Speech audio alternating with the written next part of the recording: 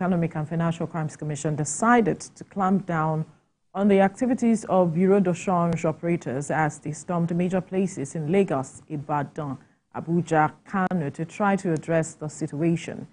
EFCC says the raid became necessary to get hold of the people involved in the devaluation of Nigeria's currency as the country struggles to safeguard and stabilize its foreign exchange market. The EFCC plans to identify individuals who engage in illegal currency-related activities. Well, joining us via Zoom is public finance policy expert Olusegun Elemo. Segun, good morning. Thank you for joining us. Yeah, thank you for having me. Happy to join. Right. This move by the EFCC to clamp down on bureau de change operators has generated divergent reaction. There are those who are saying these are not the people you should go after because they are getting, this foreign currency somewhere, that perhaps the government should change their focus somewhere else. What do you say or see, or how do you interpret what the EFCC is doing? Well, I agree with you on that statement. Partly, yes, the problem should be addressed from the roots where the BDC operators are getting, address the source of the FX flows to the BDCs, and you'll be able to curtail the activities of the BDCs. But, I've always said it on this and other, platforms, that you cannot have a market that is largely unorthodox, unregulated, and you expect it not to impact the economy negative. What I think the EFCC is doing now is just providing some special intervention that can deliver some quick wins, maybe in the immediate, to quickly address the problem, but certainly it is unsustainable. It will not give the desired results as we want, and the problem will persist. What I've always said is that you either bring these guys into the fold and perhaps have super BDCs that can absorb the small scale operators, under their window. You cannot have a situation where you walk into, for instance, Zone 4 in Abuja, or you go to Mokola in Ibadan, and then you just see everybody hawking, dollar and pounds and euro and whatever currency on the streets. I believe that there's a way we can address this going, the policy route. And one way to do that is perhaps maybe to criminalize this street hawking of foreign currency, on Nigerian shores. And that will just, partly address some of the problem. But, like you said, the flows of the FX to these people, we need to, block the flows. And there are many ways by which FX is flowing to these operators. And to be candid, it is not the ordinary Nigerian. It is not a civil servant, or the ordinary business person, or the MSMEs that are the beneficiary of this kind of market scenario. You would realize that most of the beneficiaries are the elites and perhaps maybe the politicians. So they know what to do.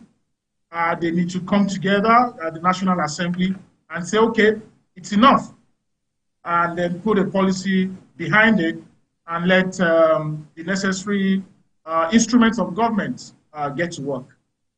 Well, the CEO of Financial Derivatives, business economic analyst Bismarck Rewani, said that it faulted the action of the EFCC, saying that this is not done in developed economies, that it doesn't really work.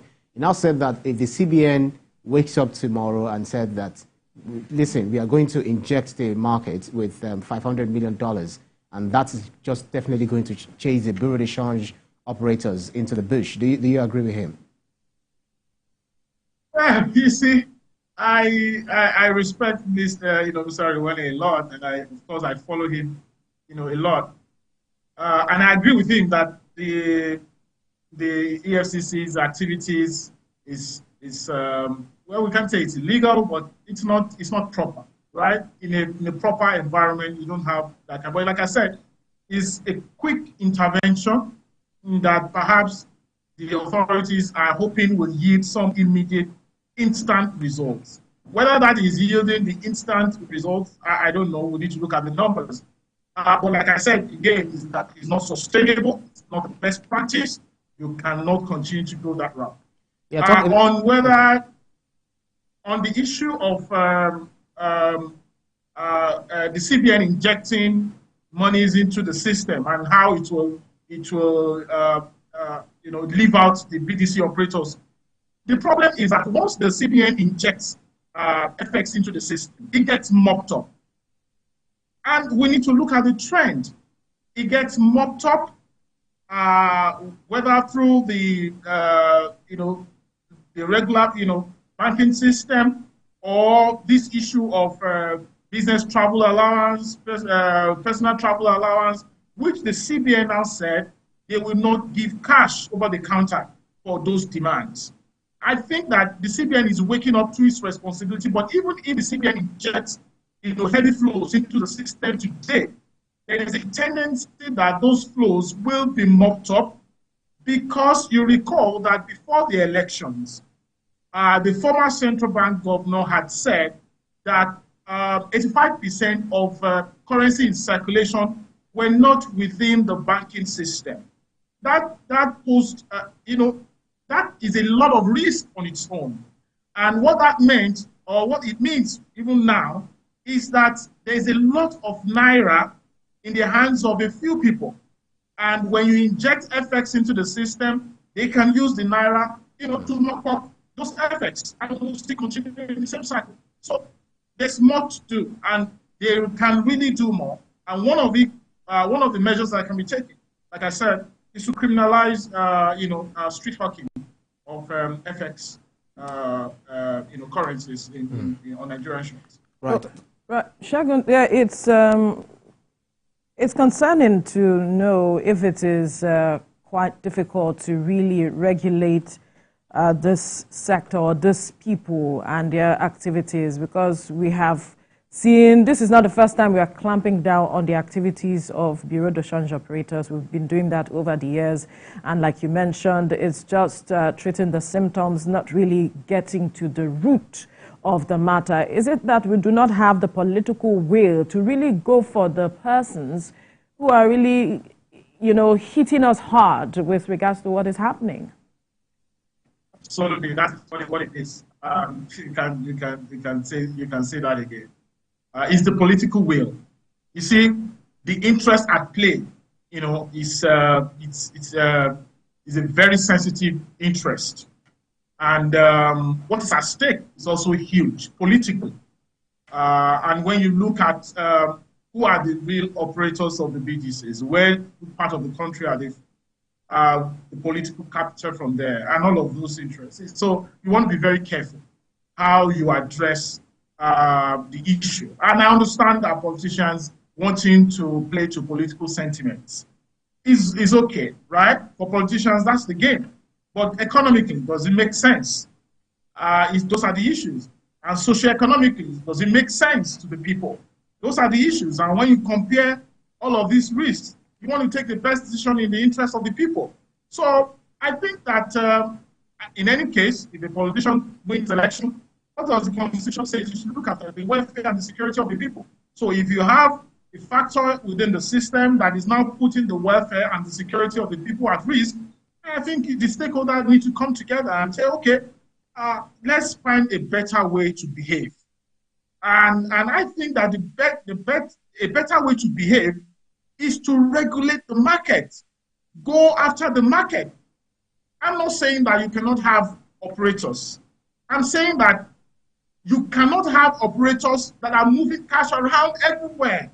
You cannot have operators, when you go to, like I said earlier, when you go to Zone 4, you see dollars, in cash everywhere, everybody's just moving it around, and it doesn't look, no. Have those operators, but let them operate electronically, let them operate digitally. so that the system can then trace who is buying the dollar, who is selling the dollar, at what rate he's selling the dollar, at what rate he's buying the dollar, and for what purpose he's selling, for what purpose he's buying. If the system is able to then monitor those activities, then it's very, very simple. The CBN can, through its dashboard, know the specific individual who is selling what volume of FX in what particular day at what particular location. That is what the system is not currently monitoring and tracking, and it is a problem for the system. So that's what I said. So it is not because the BDC operators cannot continue to operate.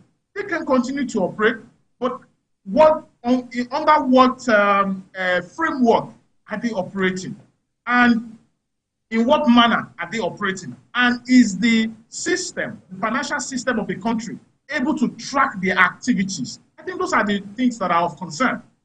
Like I said, the central bank, came up with a policy just recently to say that the personal travel allowance and the business travel allowance will not now be paid in cash to those who are demanding it. Why were they paying in cash initially? And who were the beneficiaries? Were people actually traveling for business or personal business? Many of those demands, many of those claims were actually to mop up the FX that the CBN was injecting into the system. And that's why I said, and I have been saying it, for a long time, that you have to redesign how this thing works. Again, is that one of the other measures that the CBN can take is that even people who have direct FX inflows into their domiciliary account, is that you can access your inflows, right? You can access it, and there's no reason why the government should consider, converting people who have, inflows into their domiciliary account to Naira. No, that's not the issue. But it is that you should not be allowed to withdraw in cash.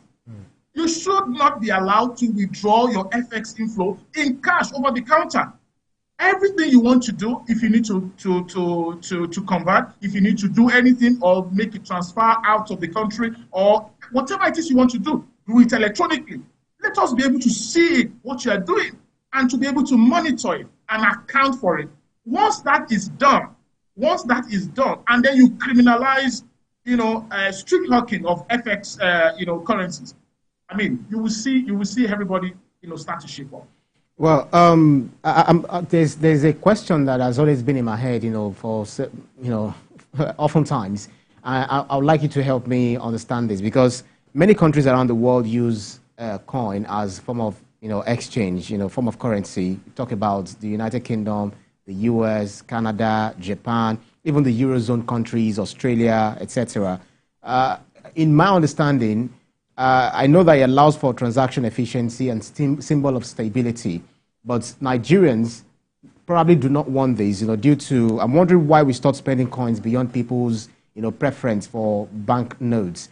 Help us understand why we are not spending coins. Do you not feel this will help in, day-to-day transactions and help stabilize our Naira? It is not Nigerians. You can say Nigerians, but what I mean by it's not the ordinary citizen that said, or that is averse to spending coins. It's a political decision, as far as I'm concerned. It's the interest of politicians.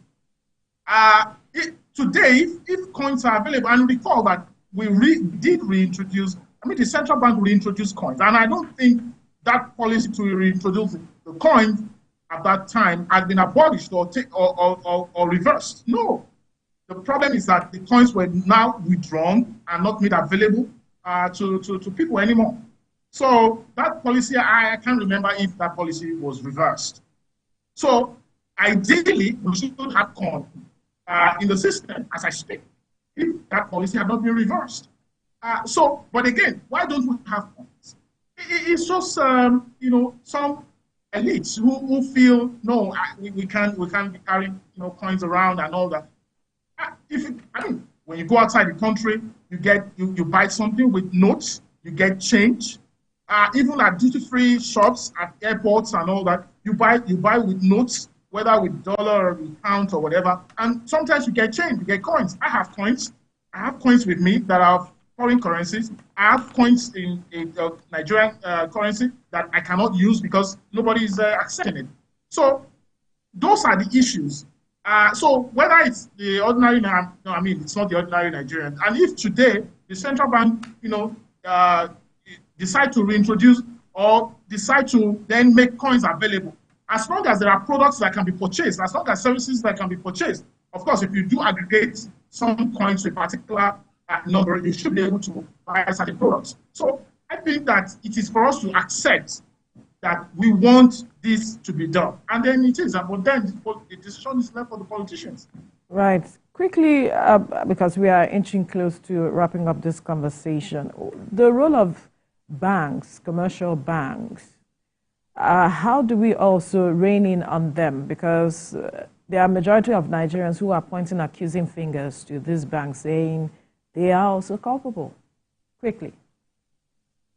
Absolutely. You cannot absorb the banks away from the problem we're in today. You cannot. There are even sometimes they overlook certain regulations of the Apex Bank, and the central bank knows this. So it's not something that is easy. When central bank issues a circular directive, issues a circular and gives directive in certain direction, you see some of the banks don't comply, or they don't comply fully, and they provide exceptions. And it shouldn't be. And I think that the central bank needs to wake up to this responsibility of regulating both banks and other casual operators. Public finance policy expert Olusegun Elemo, thank you for your time on the program. Thank you for having me. Right. Well, this is where we draw the curtains.